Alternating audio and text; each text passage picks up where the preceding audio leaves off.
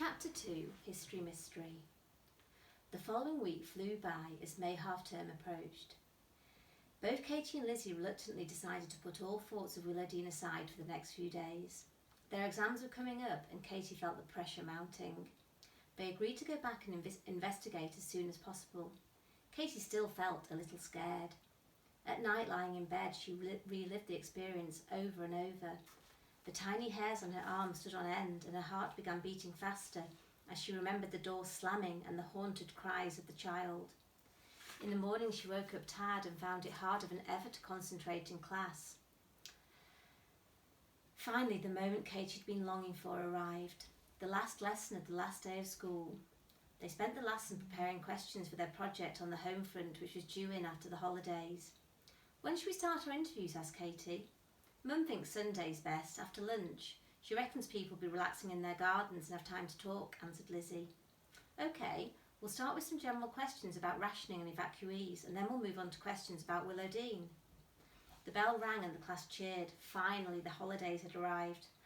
"Oh, at last," said Lizzie. "I thought we'd never break up." "I know," grinned Katy. "A full week off. Mum said the heat wave's meant to last all week." "Brilliant. Once we start on our project, let's go to Lido and sunbathe and swim all day." "Definitely," Katy agreed. "I need a break. Every morning I wake up exhausted. My dream's getting worse, not better." As the girls walked to the bus stop, they finalised the plans for their project. "Remember, we're meeting on Sunday at the bus stop at 2 o'clock. Don't forget your dad's video camera for filming interviews. Are you sure we can borrow it?" "I'm sure I'll be fine, but Patrick's better be careful with it. Is he still doing the filming for us?" "Yeah, my mum will be at work and Dad has to go away, so I've got to bring him with me." Katy wasn't sure she'd forgiven Patrick just yet, but realised he would be useful to have around. He seemed to have a way with older people. They liked him, and that would be useful if they were going to get some good interviews. "I hope we find out more about Willowdean. I can't stop thinking about what happened there," said Katy. "Someone's bound to know," answered Lizzie breezily. "And before you start, there's no such thing as ghosts, so stop worrying about it, silly." "I suppose you're right," mumbled Katy, secretly not so sure. Sunday morning dawned bright and sunny. Katy had suffered another fitful night's sleep. Her dream had become so vivid that when she awoke it was hard to distinguish it from reality. Sitting up in bed, she felt a stab of pain in her leg and reached down to rub it.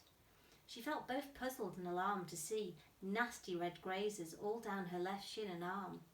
Katy had absolutely no recollection as to where or when she had hurt herself. Neither injury was there when she went to sleep the previous night.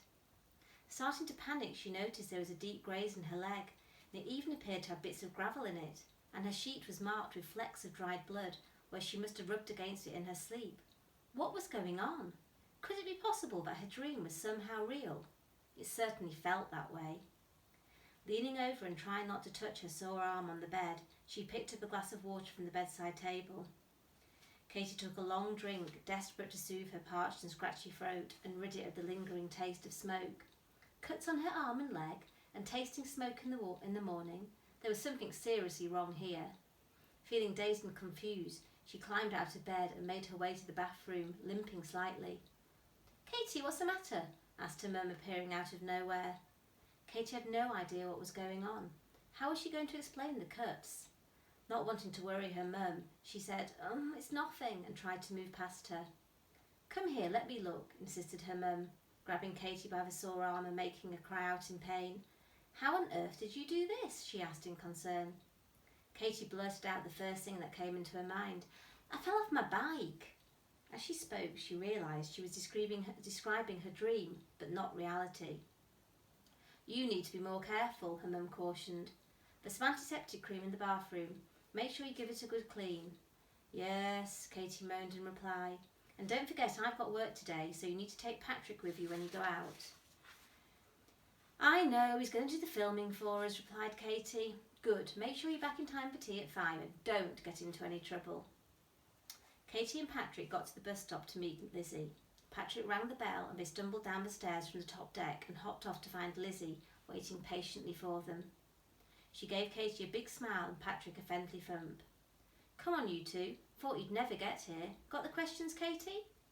Feeling pleased with herself, Katy pulled out a folder with the questions typed up. Have you got the video camera? She asked Patrick. Yeah, here it is, said Lizzie, taking it out of her bag. Be careful with it or my dad will kill me. Come on then, let's get started.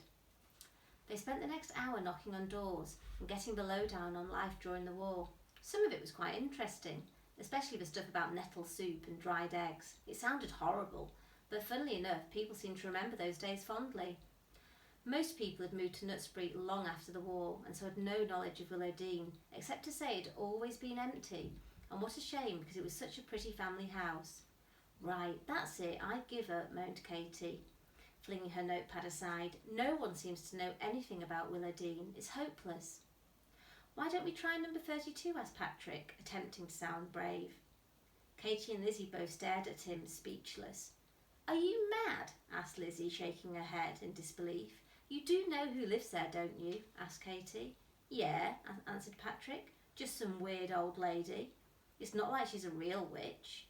Unless, of course, you two actually believe in witches.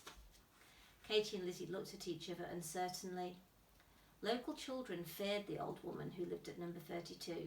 They hurried past her house, too scared to walk slowly in case she appeared and cast some unspeakable spell on them. Sinister myths had sprung up surrounding this shadowy, rarely seen figure. Well, what do you think? Asked Lizzie, twisting her hair around her finger nervously. I mean, isn't she meant to be connected to Willow Dean in some way? I've never seen her, said Katy. They say that when Willow Dean was abandoned, she went mad and disappeared into her house and only comes out under cover of night. Patrick rolled his eyes in ridicule. You two are such big babies.